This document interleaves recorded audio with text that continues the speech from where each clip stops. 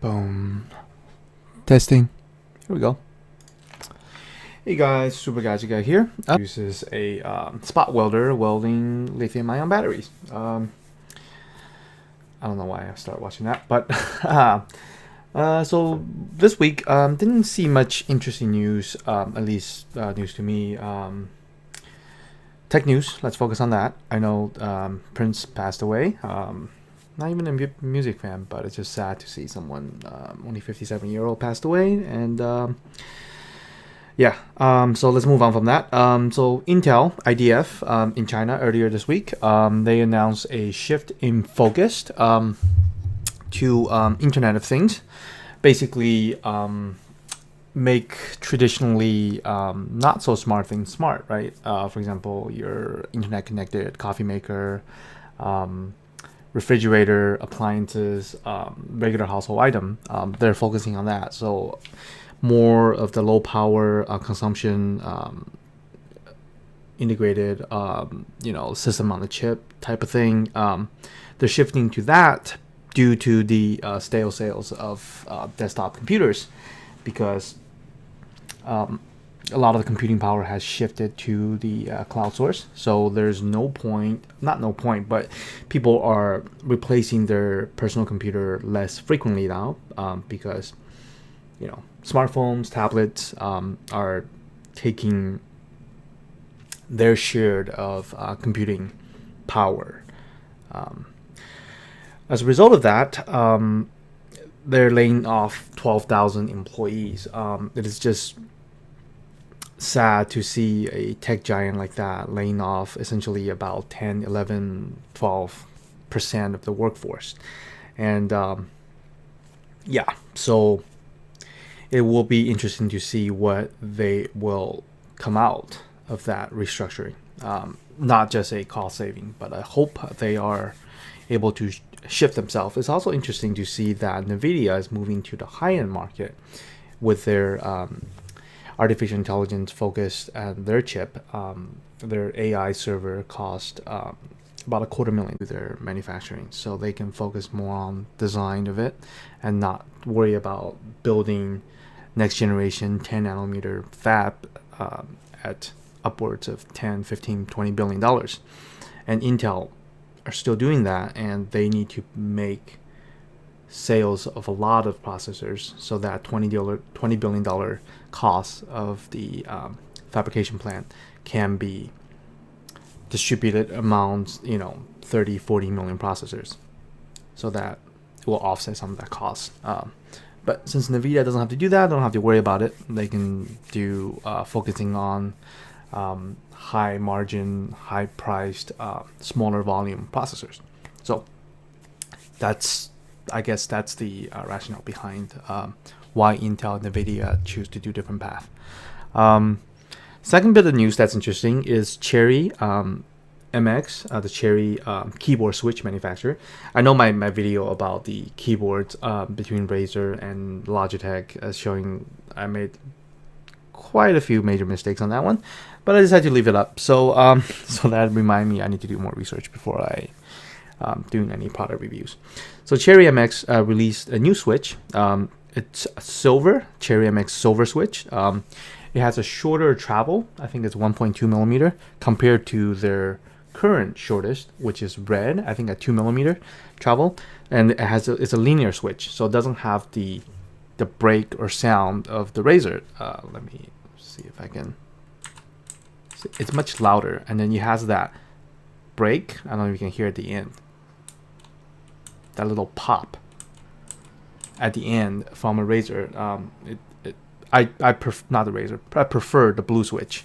Blue green is the switch of choice. At work, mine is a brown, which is more linear in that sense, but it has more depth of travel. But the first keyboard that's coming out while using those switches are from Corsair. So far, I'm really happy with the Corsair MM600 mousepad that I got. And their new K70, K70 RGB, and K65 RGB will use these new silver switches.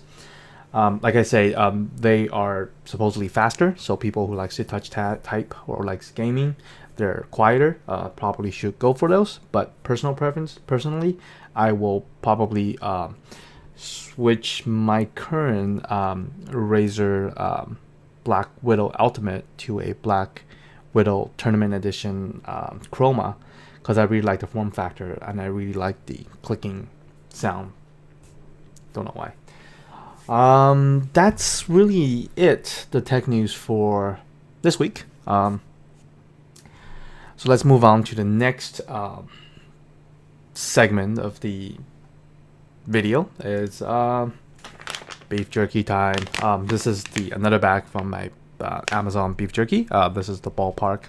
I didn't even know they make beef jerky. I know they made hot dogs and other meat products, but this is a beef jerky. This one is the barbecue pork jerky. Has right off the bat, I think the thing that hits me is not the carb count, because it's only 6-gram carb per 28-gram serving size, or an ounce of serving size, but it's the sodium level. It's at 260 milligram, or 11% of recommended daily value. So at least from the nutrition part, it should be quite salty. But we'll see. Great. I just ripped it off. All right.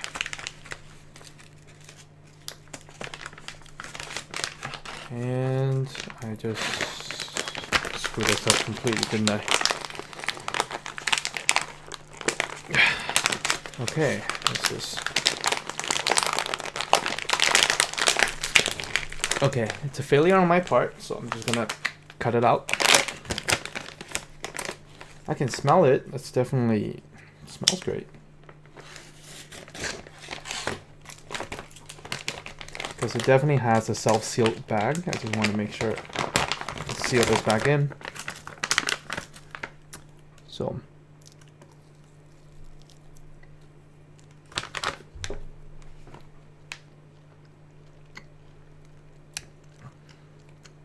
definitely salty. Definitely seasoned really well. Has very dry. Because pork jerky, in order to have the same dryness as beef, I think it should be drier. I don't know if that's the right term, but this one's actually pretty good. Not so sweet, definitely salty, but not overly salty that, you know, it's painful, but this is actually good. And on the back it says 55% less sodium. So this is really good. So far, the ones I think I like this one more, and it's good. And pork is more tender. Pork jerky is more tender than beef jerky. But anyways, let's move on to the unboxing, and I'm gonna review one of the pens that I got.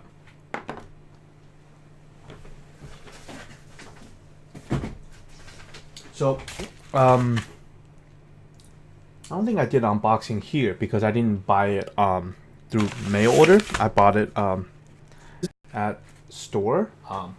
Is the Nintendo 3DS XL. I had an original 3DS, but I've sold it because there weren't any game out the first year or so, and I bought it because I really enjoy playing Pokemon, and this is a Pokemon Alpha Sapphire.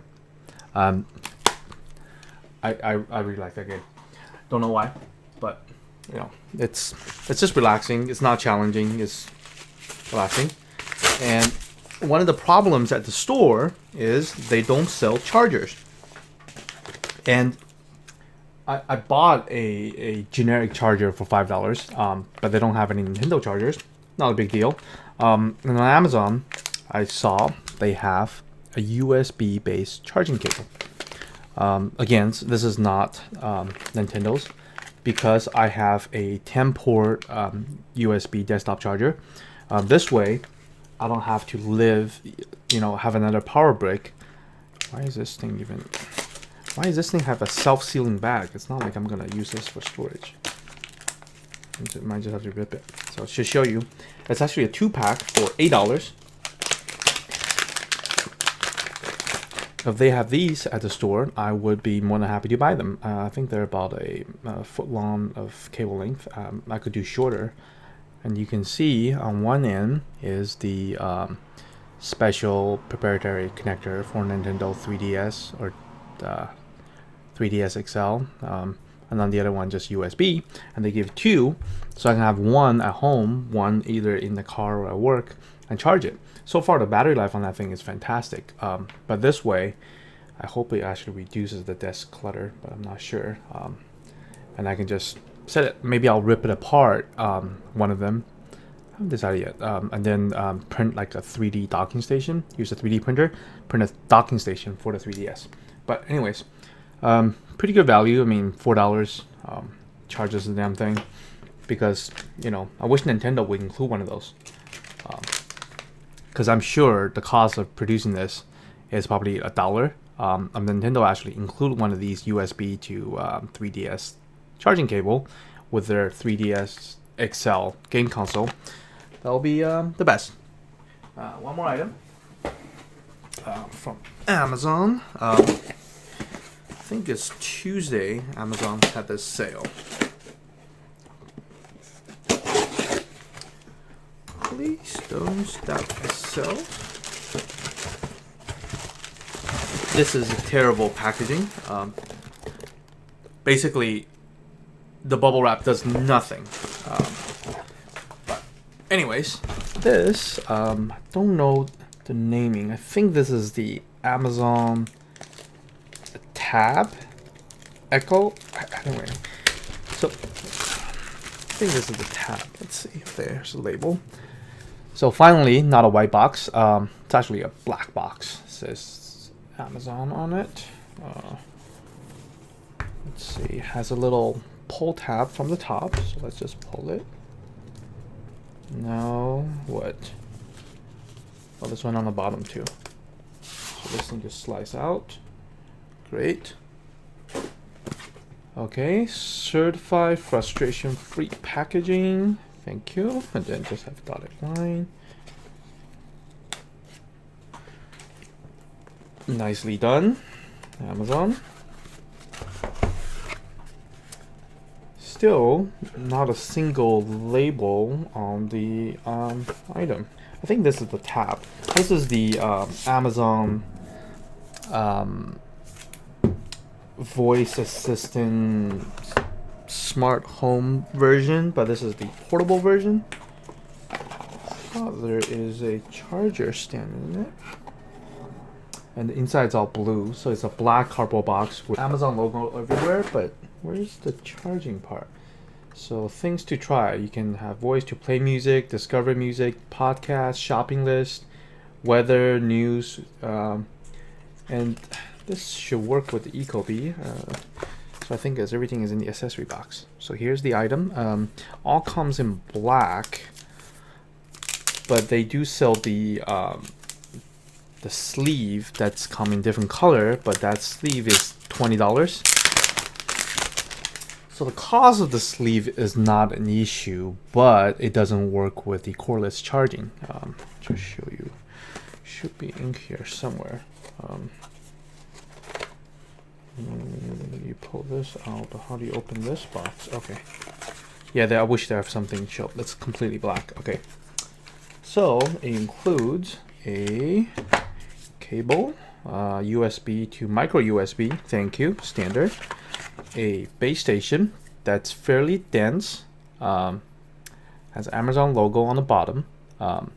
Has a micro USB. Mirror image. And on top is white, except there's two silver connector dots. So that's the charging part, and a USB power. Is there something more in here? What this is I think this is the tab. Tap. There's not a single name or model designation, but on the bottom you can see there is the charging. So by placing this on top, you see that the contact is offset. So the center one will always be in the center. I think that can be positive, whatever, and then the other one is the offset to charge, which matches up with this ring right here. So it doesn't matter how you position it, you'll always have a charge. And it's not contactless, it actually has a contact. So this is a sort of beefed up Bluetooth speaker, so you can link to Bluetooth. So basically play like a Pillbox, Bose, any of the Bluetooth. But when you're using that, you activate the voice activation. Different than the Amazon Echo, that one you can just say Alexa, and then the voice recognition will automatically starts when you call the name. This one requires the push a button, which understandably increases the battery life because the microphone doesn't have to be always on and listening. And on top, you have a center set of audio controls: play, pause, volume up and down, next track and previous track, or forward, backwards. And on the bottom, you have the contact. Except when you order the different color sleeves, you will not be able to use the charging station stand. But how would you charge it? In the back, there are a 3.5 millimeter audio jack, a power button, a micro USB port. That's how you charge it. So you can charge it with the cable directly. And there is a Bluetooth Q system so that this guy can control it, or this guy and the Echo system together can control it. But haven't decided if I want to do that yet, because that's a significant investment. And also my I already basically pretty much upgrade every single light bulb in this house to LED. That will basically require me to buy LED to replace them. Oh, I didn't know there are lights. Cool. So I just plug it in the base station, and right up front there are a bunch of lights. I didn't realize there are 5 blue LED lights to show you the status. Charging. Let me remove the base plate, and still shows charging. Weird.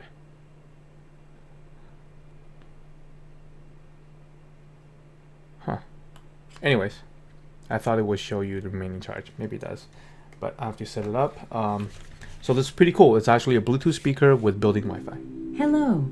Your Amazon device is ready for setup. Just follow the instructions in your Alexa app. Okay, I just put it down, and somehow I guess that's the booting sequence. And now the light changed to orange. Remove the base. Does not do anything. Okay, I think I need to read the manual, but I'm just gonna let it charge right now. And okay, so back to the pen. So this is a Chinese-made Jinghao 159. I think this is the standard number 7 nib. It's a red resin barrel, like a cigar design. This is a medium nib pen. So for $12.50, this is a fantastic pen. So I do not have any of the issue with leakage. As you can see, I only burned through maybe half. So the ink capacity is definitely an issue. If you're looking for a big pen with a big ink capacity, no, this is not the pen for you. This is a big and heavy pen with okay average ink capacity, but for its size and weight, is not great. But for $12.50, the steel nib pen writes fantastically smooth. It's above average in terms of wetness, in terms of how much ink it outputs. But $12, this is, I think it's better than all the Lamy I have, the Lamy All-Star, which is about 3 times the cost. Not quite 3, but 2.5 times minimum of this pen. Now, in comparison, the TWSBI VAC 700, it's about 5 times cost of this one. Which one is smoother? I would say this one is actually smoother than the TWSBI, but the TWSBI ink capacity, it is insane amount of ink, probably double that, maybe even triple that of this one, maybe even more, maybe quadruple. I don't know. This one can take so much ink, I cannot use it up. So, which is now interesting that if somebody who likes to switch up ink a lot, then this pen is fantastic. But you do have to be aware the thickness of the body. So the barrel where you hold it, it's only 1 millimeter difference when you compare to the TWSBI in terms of diameter. I think it's 12 versus 11. At least that's according to the Goulet website. I need to find my caliper so I can do my own measurements. So this part where your finger holds is actually not much different, but this part, at least according to Goulet's website, it's 16 millimeter. It's significantly thicker. So if you don't like big pens, thick pens, or heavy pens, don't get this. And once it's posted, this pen is really heavy, not much ink. So if you like to change ink often, this one's great. If you just like a workhorse pen that writes all the time, then it will be this one. Smoothness, I have to give it to the Jinghao 158. Definitely the smoothest nib on the pen that I have so far. But like I said, I have a special pen that's coming. Hopefully can beat out this one. I don't know when, because they still haven't shipped it out yet. But that's it. I really hope you guys can join me next time at the live stream event. Because you have any questions, comments, post in the live chat section. I will do my best to answer them. And other than that, that's it for this week's live streaming. Thank you for watching. I hope you really like this kind of format. And thumbs up and subscribe. Thank you for watching. Have a good night.